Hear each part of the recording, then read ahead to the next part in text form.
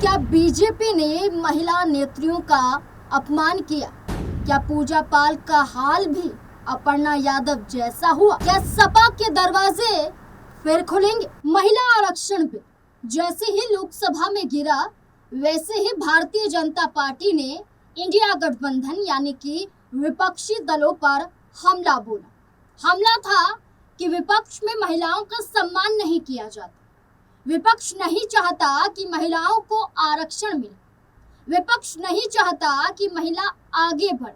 विपक्ष नहीं चाहता कि महिलाएं भी राजनीति में आए, एक बड़े मुकाम तक पहुंचे। लेकिन जो अब तक विपक्ष पर आरोप लगा रही थी, क्या वही भारतीय जनता पार्टी अपनी महिला नेत्रियों का सम्मान नहीं कर पा रही है? क्या कैबिनेट विस्तार के तहत भारतीय जनता पार्टी ने बता दिया कि सिर्फ ये चुनावी जुमला है? क्या भारतीय जनता पार्टी ने बता दिया कि 2027 के विधानसभा चुनाव के तहत लिया गया फैसला सिर्फ और सिर्फ अपनी पार्टी के फायदे के लिए, बीजेपी के फायदे के लिए, ना कि उनसे जुड़े उन चेहरों को आगे पहुंचाने के लिए? दरअसल हम क्यों कह रहे हैं कि भारतीय जनता पार्टी महिलाओं का सम्मान नहीं कर रही? क्यों कह रहे हैं कि बीजेपी के साथ जुड़ी महिला नेत्रियां अब बीजेपी में ही अपने आप को अपमानित महसूस कर रही हैं? तो दर्शकों, इसके पीछे की एक बड़ी लंबी वजह है। ये वजह है कि अपने फायदे के लिए भारतीय जनता पार्टी ने इन चेहरों का इस्तेमाल तो किया, लेकिन अब ये चेहरे उनके लिए फायदेमंद साबित नहीं हो रहे हैं, तो उनको जिम्मेदारियों के लिए आगे भी नहीं किया जा रहा, या कहें कि साइडलाइन किया जा रहा। लेकिन क्या ये नेत्रियां इस बात को भाप पाएंगी? दरअसल हम किसकी बात कर रहे हैं? हम बात कर रहे हैं एक तरफ पूजा पाल की, वो पूजा पाल जो समाजवादी पार्टी पर गंभीर आरोप लगाती आई, वो पूजा पाल जिन्होंने अपना राजनीतिक सफर बहुजन समाज पार्टी से किया था, समाजवादी पार्टी तक पहुंची थी, लेकिन आज भारतीय जनता पार्टी के साथ। उम्मीद सिर्फ यही कि बीजेपी एक ना एक दिन उन्हें बड़े पद से नवाजेगी। लेकिन पूजा पाल का हाल क्या होता है? कैबिनेट विस्तार होता है दूसरी बार उत्तर प्रदेश में, और कैबिनेट विस्तार के दौरान 8 मंत्री शपथ लेते हैं, लेकिन इसमें पूजा पाल का नाम शामिल नहीं होता है। अब पूजा पाल को लेकर आगे चर्चा तो करेंगे, लेकिन उससे पहले चर्चा हम अपर्णा यादव की भी कर लेते हैं, क्योंकि दूसरा नाम अपर्णा यादव का भी है। अपर्णा यादव का नाम क्यों लिया जा रहा है? पूजा पाल से पहले अपर्णा यादव वो चेहरा है जो समाजवादी पार्टी को छोड़कर भारतीय जनता पार्टी में आई थी। किस लिए आई थी? उनका कहना था कि मैं भारतीय जनता पार्टी की विचारधाराओं से प्रभावित हूं। मैं प्रधानमंत्री नरेंद्र मोदी, मुख्यमंत्री योगी आदित्यनाथ की विचारधाराओं को फॉलो करना चाहती हूं, इसलिए भारतीय जनता पार्टी में आई हूं, क्योंकि बीजेपी महिलाओं का सम्मान करती है, क्योंकि बीजेपी सबको साथ लेकर चलती है, क्योंकि बीजेपी अपने फायदे से ज्यादा अपनी पार्टी के लोगों के फायदे के बारे में, आम जनता के बारे में सोचती है। लेकिन क्या हुआ? अपर्णा यादव 2022 में भारतीय जनता पार्टी को ज्वाइन करती है, यानी कि 2022 में बीजेपी में आती है। जब से लेकर अब तक अपर्णा यादव को सिर्फ और सिर्फ उनके ऊपर दबाव था, तो उन्हें बनाया गया उत्तर प्रदेश महिला आयोग की उपाध्यक्ष। अध्यक्ष भी नहीं, उपाध्यक्ष बनाया गया। ये कहा गया कि अपर्णा यादव मुलायम सिंह यादव की छोटी बहू है, एक बड़ा चेहरा है, मुलायम परिवार का हिस्सा है, यादव समुदाय से आती हैं, तो एक अच्छा वोट पाया जा सकता है। 2022 से लेकर आप ये देखिए कि अपर्णा यादव अब तक सिर्फ उम्मीदों में है। उपचुनाव बीते, राज्यसभा के चुनाव बीते, लोकसभा के चुनाव बीते, और कैबिनेट विस्तार अब हो जाता है, लेकिन अपर्णा यादव को कहीं भी कोई जगह नहीं मिलती है। और ये कहा गया कि बड़ा मौका तो समाजवादी पार्टी ने दे दिया था। समाजवादी पार्टी ने मौका आपको फौरन सिर्फ और सिर्फ इस लिहाज से दिया था ताकि आप राजनीति में आगे बढ़ सकें। 2017 में लखनऊ कैंट से इन्होंने चुनाव लड़ा था विधानसभा का, लेकिन भारतीय जनता पार्टी की नीतू बहुगुणा से चुनाव हार जाती हैं। लेकिन इस हार के बाद ऐसा मलाल कि बीजेपी में आ जाती हैं। लेकिन बीजेपी में आने के बाद हालिया दौर की बात करते हैं, जब महिला आरक्षण बिल जैसा कि कहा लोकसभा में गिर गया था। उसके बाद उत्तर प्रदेश में अपर्णा यादव ने क्या किया था, समाजवादी पार्टी और कांग्रेस पार्टी का झंडा जलाया था और झंडा जलाने के बाद उनके खिलाफ एफआईआर दर्ज हुई थी।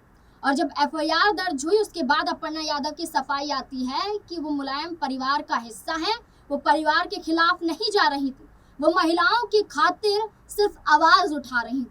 लेकिन अपने हक के लिए आवाज क्यों नहीं उठा पाती हैं? अपर्णा यादव को लेकर विपक्ष सवाल पूछ रहा है। जिन महिलाओं के सम्मान की बात कर रही हैं, उस सम्मान को छोड़िए, आपको खुद अपना सम्मान बीजेपी में नहीं मिल पा रहा है, आपको दरकिनार पर दरकिनार किया जा रहा है। ये तो अपर्णा यादव का हाल है, क्योंकि अपर्णा यादव के राजनीतिक सफर की क्या ही चर्चा करेंगे। 17 में समाजवादी पार्टी ने विधानसभा में टिकट दे दिया, 22 में बीजेपी में आ गए। इसके बाद से अब तक क्या ही उनका हाल है, सिर्फ बयानों के जरिए आप देख ही रहे हैं और कहीं ना कहीं माफी मांग भी लेती हैं कि परिवार के खिलाफ जाकर वो गलती कर रही हैं। लेकिन पूजा पाल जो अपने पिता माफ कीजिएगा अपने पति राजू पाल की हत्या के बाद, क्योंकि अतीक अहमद के जरिए उनके पति की हत्या करवाई गई ऐसा कहा गया, क्योंकि अतीक अहमद के भाई के खिलाफ उनके पति राजू पाल चुनाव में उतर गए थे और चुनाव में उतरने के बाद अतीक अहमद को ये बर्दाश्त नहीं हुआ और हत्या करवा दी गई। हत्या के बाद खुद पूजा पाल बहुजन समाज पार्टी में शामिल हुई और आप ये देखिए कि 2005 में अपने पति की हत्या के बाद बीएसपी में आती हैं। 2007-2012 का चुनाव जीतती हैं पूजा पाल इलाहाबाद पश्चिमी सीट से और इसके बाद आप ये देखिए 2017 में चुनाव हार जाती हैं और 17 के बाद बीएसपी ये छोड़ देती हैं, समाजवादी पार्टी में आ जाती हैं और समाजवादी पार्टी में जैसे ही आती हैं 22 में इन्हें टिकट भी मिल जाती है। 22 में टिकट मिलती है, सीट बदल जाती है, कौशाम्बी जिले की चाइल्ड सीट से चुनाव लड़ती है और चुनाव फिर जीत जाती है।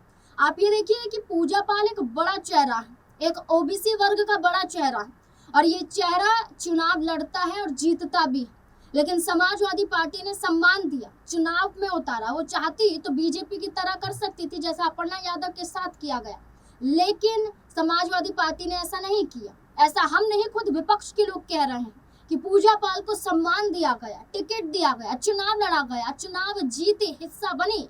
लेकिन 2025 में राज्यसभा के चुनाव हुए, क्रॉस वोटिंग हुई, 3 से 4 विधायकों ने क्रॉस वोटिंग की जिसमें पूजा पाल का नाम भी था। बीजेपी के समर्थन में आ गए कि अतीक अहमद का जिस तरह से यहाँ एनकाउंटर करवाया गया था तो उससे वे बेहद खुश नजर आई थी। उनका कहना था कि उन्हें इंसाफ मिल गया और भारतीय जनता पार्टी ने इंसाफ करवाया और ये माना गया कि इस बदले जो वो भारतीय जनता पार्टी की तारीफ कर रही हैं, महिला बिल को लेकर भी विपक्ष पर हमला करती हुई नजर आई। सदन के अंदर उन्होंने ये तक कहा कि भारतीय जनता पार्टी महिलाओं का सम्मान करती है, महिलाओं के बारे में सोचती हैं। लेकिन जब कैबिनेट में हिस्सा बनने की बात आई तो पूजा पाल को शामिल नहीं किया गया, लिस्ट से उनका नाम काट दिया गया। अब क्या कहती हैं? कहती हैं कि उन्हें मंत्री पद की लालसा ही नहीं थी, कोई लालच नहीं था उन्हें। लालच नहीं था तो फिर बीजेपी की तरफ क्यों रुख किया गया? क्यों 2017 में चुनाव हारने के बाद समाजवादी पार्टी का रुख किया गया था बीएसपी को छोड़ के? लालच राजनीति में एक सबसे बड़ा मुकाम होता है, लालच है तभी आप आगे बढ़ पाते हैं, बिना लालच के आपको कुछ नहीं मिलता। लालच तो यहाँ पर नजर आता है। पूजा पाल के साथ साथ मनोज पांडे, अभय सिंह, राकेश प्रताप सिंह भी बगावत करते हैं, क्रॉस वोटिंग करते हैं 2025 में। मनोज पांडे को तो कैबिनेट में हिस्सा बना लिया जाता है, पूजा पाल को क्यों नहीं बनाया जाता? ये सवाल उठता है। आप यहाँ सम्मान की बात कर रहे हैं, आपको यहाँ दरकिनार किया जा रहा है। ऐसे में माना जा रहा है कि ये उम्मीद भी छोड़ दीजिए आप कि भारतीय जनता पार्टी 2027 में आपको टिकट भी देगी।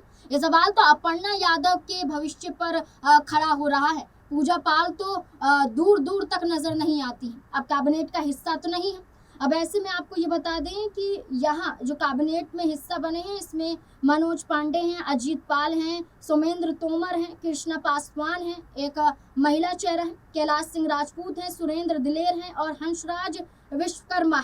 ये देखा जाए तो भारतीय जनता पार्टी ने हर वर्ग को साधने के लिए कैबिनेट के विस्तार के दौरान 8 चेहरों को शामिल किया, लेकिन पूजा पाल को शामिल नहीं किया, जिसके बाद खुद समाजवादी पार्टी ने कहा कि बागी नहीं ये भागी है। उन्होंने कहा जो हमारा नहीं हो सका वो आपका क्या होगा, यानी कि पूजा पाल की स्थिति अभी फिलहाल कहें तो ओम प्रकाश राजभर जैसी हो गई है, जो अपने फायदे के लिए आई तो थी लेकिन फायदा नहीं मिल रहा है। तो अब ये सवाल उठ रहे हैं कि एक तरफ अपर्णा यादव है तो दूसरी तरफ पूजा पाल है।